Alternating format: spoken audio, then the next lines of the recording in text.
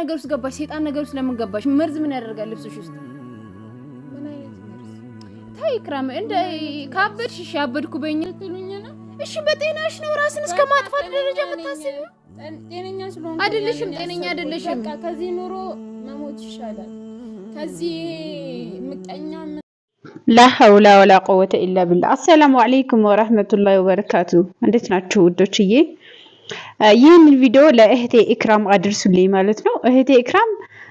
ምንድነው ያደረገች ያለችው በዚህ ሰዓት እንግዲህ ራሴን አጠፋለሁ እያለች ያው ከኋላ ቀንጨብ አድርጌ እንዳሰማችሁ ነው ቪዲዮ እስከ መጨረሻው ሰምታችሁ ሼር አድርጋችሁ አድርሱልኝ ለማንቺ እናቴ ለመናኝ ደክሞት ታኛለች ገባሽ አንቺም ተስፋ ቁረጭ ካለው ከሌለው ሞትኩኝ በቃ ከዚህ ኑሮ መሞት ይሻላል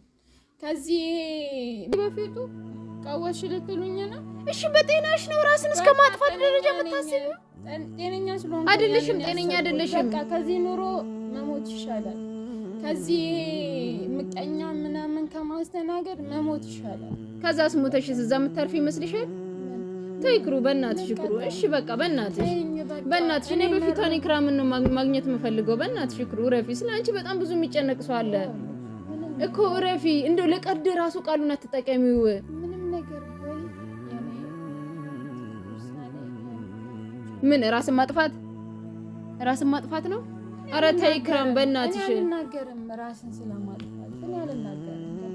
ክሩ በእናትሽ እሺ በእናትሽ ክሩ በእናትሽ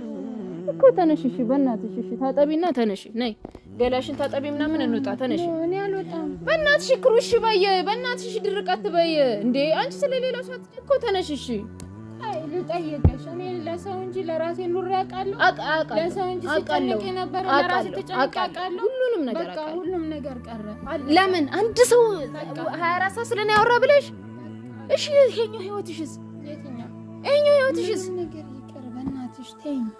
እኔ ኢክሩሽ አይደለም እኔ እኮ ግራ እያጋባሽኝ ነው ኢክሩ ጤነኛ ነሽ አዎ ጤነኛ ነኝ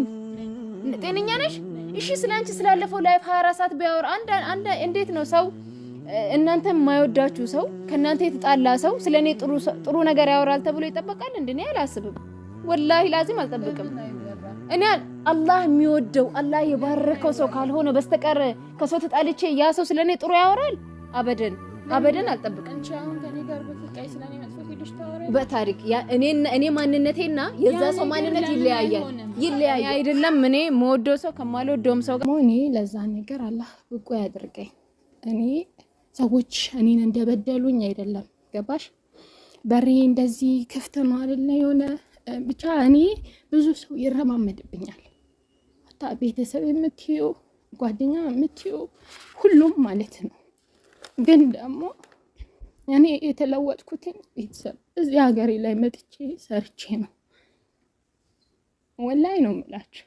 75,000 ብር ነው እዚህ ስመጣ የጠበቀኝ እና ተጣልቼ ሙላ አውቃለሁ በጣም መጥፎ ጊዜዎችን ምናምን አሳልፌያለሁ ግን አላህ አሳልፎ አልሰጠኝም በቃ እዚህ ሰራውኝ ሚዲያ ላይ ብዙ ተንቀሳቀስኩ ብዙ እና እሱ ነው እኔን የጠቀመኝና እንድለወጥ ያደረገኝ አሁን ለማልቀስ ምናምን አይደለም ብቻ አልহামዱሊላህ ሰው እንደ ሰው አይደለም አላህ በቃ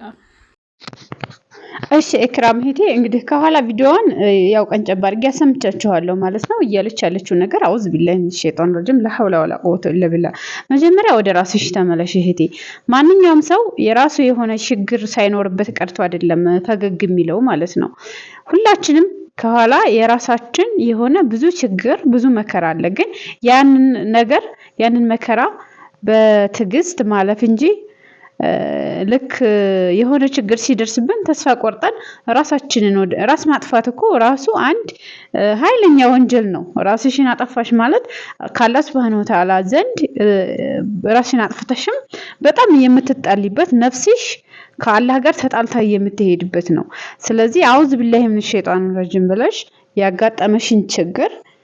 በሰብር በትዕግስት ልታልፊው ይገባል ወደ አላህ ተመልሰሽ ሶላትሽን እየሰገድሽ ቁርአንሽን እየቀራሽ አውዝ ቢላሂ ብለሽ ወደ ራስሽ ተመልሰሽ ነገሮችን ረጋ ብለሽ ልታስቢያቸው ይገባል ማለት ነው። አላህን ፍሪ እንዴ!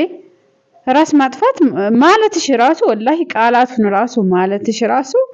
በጣም በጣም በጣም ኃይለኛ ወንጀል ነው ማለት ነው።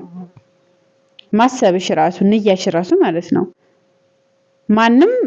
መከራ ችግር ያልደረሰበት ሰው የለም በዚህ ምድር። ሁላችንም ስንፈጠር የራሱ የሆነ ሙሲባ ይደርስብናል ማለት ነው። ይሄን ሙሲባ ደግሞ ተቋቁመን ማለፍ አለብን እንጂ ችግር መከራ በመጣ ቁጥር የሆነ ራስ ማጥፋት ማሰብ ወላሂ ይሄ በጣም ከባድ ነገር ነውና ቢያንሳችን ለእናትሽ ታስፈልጊያለሽ፣ ለቤተሰብሽ፣ ለልጅሽና አላህን ፍሪ። ኢክራም እህቴ አላህን ፍሪ፣ ወደ ራስሽ ተመለሺ፣ ቁርአን ቅሪ፣ ቁርአን ያረጋጋሻል። ሶላትሽን ስገጂ፣ ሶላት ያረጋጋሻል። እና ሁሉንም ነገሮችን ለመልካም ነው ብለሽ ለኸይር ነው ብለሽ ልታልፊያቸው ይገባል ማለት ነው። አንድ ምስኪን እናት ራሱ አሉሽ፣ ቢያንስ እሳቸውን ራሱ እዚህን ያክል ማሳዘን የለብሽም ማለት ነውና እባክሽ እህቴ ኢክራም ወደ ራስሽ ተመለሺ። አላህ Subhanahu Wa Ta'ala እንግዲህ ያስከፋሽን የደረሰብሽን ችግር አላህ እንዳነሳለሽ ዱአ አድርግልሻለሁ። ወይ ተመልካቾችም ዱአ አድርጉላት ለእህቴ ኢክራም ማለት ነው። ምክንያቱም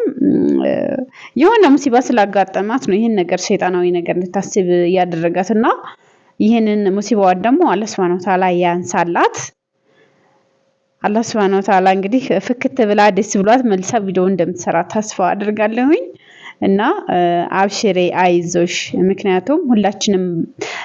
ከጀርባችን የራሳችን ቁስል፣ የራሳችን ችግር፣ የራሳችን መከራ አለ። ግን ያንን መከራ